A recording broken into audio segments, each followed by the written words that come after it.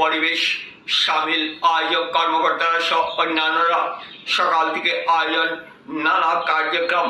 যেহেতু আজ 19শে মে ভাষা শহীদ দিবস উদযাপন, বরাক উপত্যকা বঙ্গ সাহিত্য ও সংস্কৃতি সম্মেলন শহর সমিতি পালন করে ভাষা শহীদ দিবস। স্থানীয় শম্ভুসাগর উদ্যানস্থিত শহীদ মিনার প্রাঙ্গণে আয়োজন হয় নানা কার্যক্রম।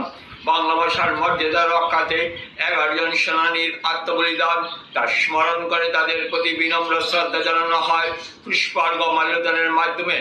ভারতীয় রেড ক্রস সোসাইটি, ভারত বিকাশ পরিষদ, পৌরসভা, frontier senior secondary school, Netaji ব্যায়াম সংঘ, ঋদ্ধি সিনিয়র সোসাইটি, চারণিক ডিএসএ, ভারতীয় শিক্ষা মন্ডল, মহর্ষি বিদ্যা মন্দির, ইনাদ হুইল, বিজেপি, গীতা বিধান, মানবাধিকার সংস্থা, শিল্পী সংস্থা, এসসিসিআই, 19-এর পথ চলা, বাংলা সাহিত্য সভা, ভারতীয় জাতীয় কংগ্রেস, শিশু নিকেতন, জেলা বার অ্যাসোসিয়েশন, রামধনু, 17 ভাষা শহীদ দিবস উদযাপন সমিতি, অল ইন্ডিয়া ডিএসএ সহ আরো বিভিন্ন সামাজিক সংগঠন প্রতিষ্ঠান 19-এর প্রেক্ষাপট নিয়ে আলোকপাত করেন বিধায়ক কমলাক্ষ সহ অন্যান্যরা।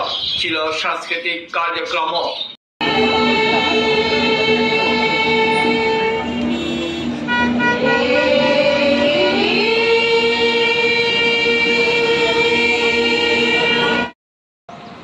নিবেদন করছি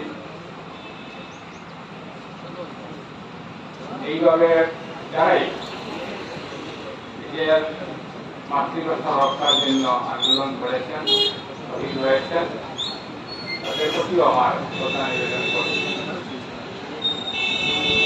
1961 সালের যারা শহীদ হয়েছেন সকলেই ঈশ্বরের। আমাদের করিমগঞ্জেও 1983 সালে যারা শহীদ হয়েছেন যেমন কিন্তু তাদের নিজের প্রতিও আমার শ্রদ্ধা নিবেদন করছি। বন্ধুগণ, আলোচনায় শুনতে পাইনি এখানে, আমি এসেছি অনেক করে, তো যতটুকু শুনলাম এই আলোচনায় চলছে যে ভাষার সংকট নিয়ে, বাংলা ভাষার সংকট।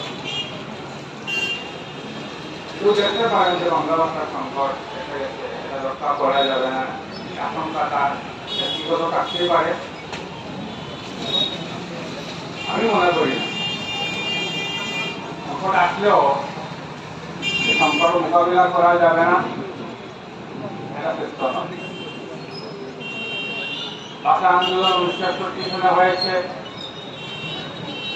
তারও এক ফর্মুলা, তার এক নিয়ম করে দেওয়া হয়েছে,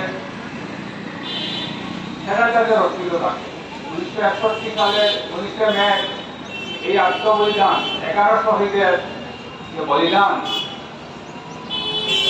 এই বলিদান যে আমাদের অধিকার দিয়েছে, আমরা কি এই অধিকার দুটি আমরা রক্ষা করতে পারবো না? আমাদের যদি এত হীনমন্যতা কেন? কেন আশঙ্কা করবো টিচার অভাব হয়েছে, কি হয়েছে?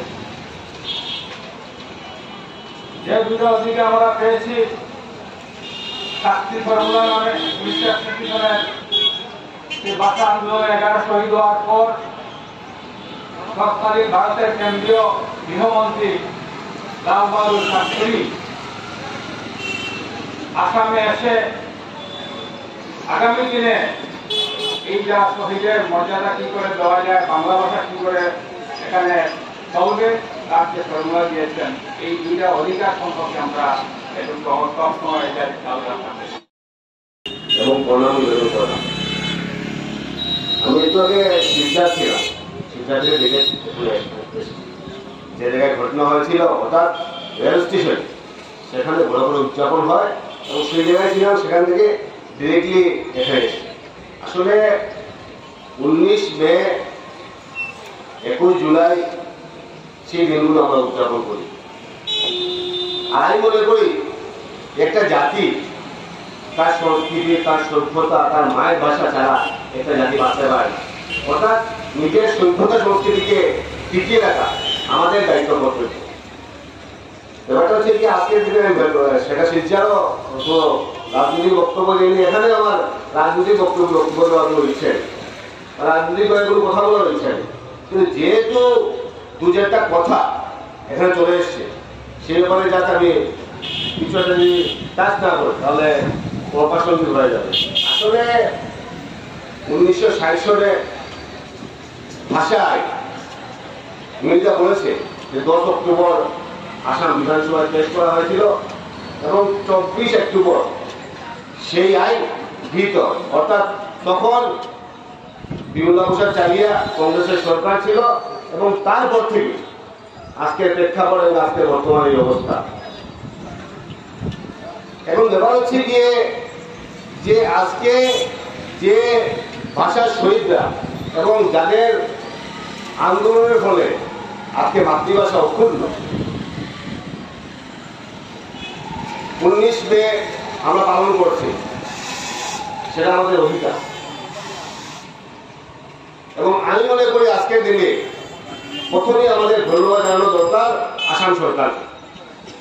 এই জন্য ধন্যবাদ জানানো দরকার যে 61-র পর কোন সরকার, আজও কোন সরকার আমরা দেখতে পারলাম না ফার্স্ট 18-তে এই দিবসকে শহীদ দিবস হিসেবে ঘোষণা করে এবং একাডেমিক ক্যালেন্ডারে শহীদ দিবস হিসেবে ঘোষণা হলো এবং এই দিনকে গ্রাজুয়েটি যাতে উদযাপন হয় সেই মর্মে প্রত্যেকটা একাডেমিক ক্যালেন্ডারে সেই দিনকে উদযাপন করার জন্য আমাদেরকে স্বীকৃতি দেওয়া, অর্থাৎ ভাষার শহীদ দিবস। এবং আমি মনে করি সেটা একটা রিকগনিশন।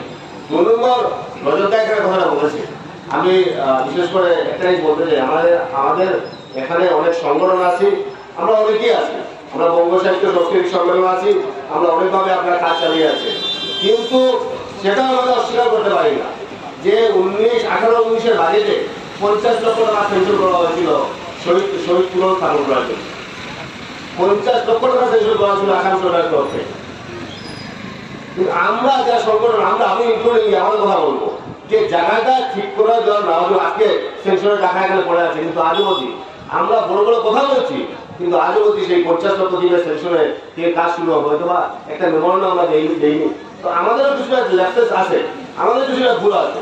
তাই আমি মনে করি যে এই যে জিনিসগুলো আছে, আজকে রিকগনিশনের কথা বলা হয়েছে, আমি বিধানসভা বলেছি, মিলিতা বলেছে কথাটা, বিধানসভা বলেছে এবং মুখ্যমন্ত্রী সেই কথা বলেছে যে সেই পরিবারকে, বিশেষ করে আমাদের মাননীয় মুখ্যমন্ত্রী হেমন্ত বিশ্ব শর্মা মহাশয় আগের বর্তমান বিশেষ করে বলেছেন যে সেই পরিবারকে আর্থিক সাহায্য দিতে আমাদের কোনো আপত্তি নেই। আমরা আর্থিক সাহায্য আমরা বড়কে দিয়েছি, আমরা রাবাকে দিয়েছি, আমরা অসমিয়াকে দিয়েছি, বাংলাদেশকে দিতে আমাদের কোনো আপত্তি নেই। তাই আমি মনে করি আলোচনা করবে আজকে 19 মে আমরা উদযাপন করছি, আলোচনা করবে এই যেগুলো আমাদের ট্রেনিং যেগুলো জিনিস আছে, আজকে শহীদ স্মারক, আজকে দিন উদযাপন করা হচ্ছে, সরকারিভাবে উদযাপন করা হচ্ছে।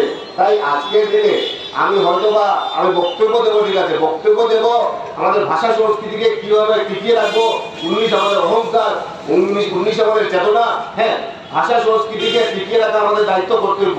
বঙ্গ সাহিত্য সাংস্কৃতিক সম্মেলন যেভাবে কাজ চালিয়ে আসছে আমি ধন্যবাদ জ্ঞাপন করছি। আমি মনে করি দত্ত তিনি মাতৃভাষাকে অবজ্ঞা করে ইংরাজি ভাষার প্রতি অনুরক্ত হয়েছিলেন। পরবর্তীকালে তিনি বুঝেছিলেন যে মাতৃভাষা ছাড়া কোনো উপায় নেই। পরবর্তী তিনি মাতৃভাষা আগে তিনি রপ্ত করেছেন, তারপরে তিনি বিদেশি ভাষা অনাবরণ করতে পারছেন। তার জন্য আমার শিক্ষক এবং আমাদের অভিভাবকবর্গের কাছে আমার অনুরোধ, আপনারা মাতৃভাষার দিকে জোর দিন। যে ছাত্র আছে ছাত্রী মাতৃভাষায় যত উন্নতি করতে হবে, বিদেশি ভাষা ততটুকু উন্নতি করতে পারবে পরবর্তীকালে। মাতৃভাষা ছাড়া অন্য ভাষা শেখা যায় না। যার জন্য আমি অনুরোধ করছি যে আপনারা মাতৃভাষার দিকে জোর দিন। এখন গত মিটিংয়ে আমি একবার বলেছিলাম যে বিশ্ববন্ধুদের আহ্বান জানিয়েছিলাম যে বাংলা ভাষা যারা নেন তাদেরকে মার্কস অত্যন্ত কম দেওয়া হয়, কিন্তু এইবার আমি যে রেজাল্ট দেখেছি মাতৃভাষা মানে আমাদের বাংলা ভাষা যারা নিয়েছেন তারা অনেকেই 98-99 পেয়েছেন। তার জন্য গৌরবকে বলছি যে বাংলা নিতে কখনো কুণ্ঠিত করবেন না, বাংলা ভাষারও মার্কস উঠে। বাংলা ভাষা রক্ষা করতে হলে প্রথমে ছাত্র যুব দিয়ে শুরু করতে হবে, বারবার বলছি, আন্দোলন পড়োদের দ্বারা হবে না, ছাত্র যুবদের দ্বারা করতে হবে। আর ভাষা রক্ষার্থে আপনারা যারা এখানে এসেছেন শ্রদ্ধাঞ্জলি অর্পণ করেছেন, আমি বঙ্গ সাহিত্য ভারতবর্ষ বঙ্গ সাহিত্য সংস্কৃতি সম্মেলনের পক্ষ থেকে সবাইকে ধন্যবাদ জানাচ্ছি এবং অবশেষে শহীদদের প্রতি আমার বিনম্র শ্রদ্ধা জানিয়ে আমার সংক্ষিপ্ত বক্তব্য শেষ করছি।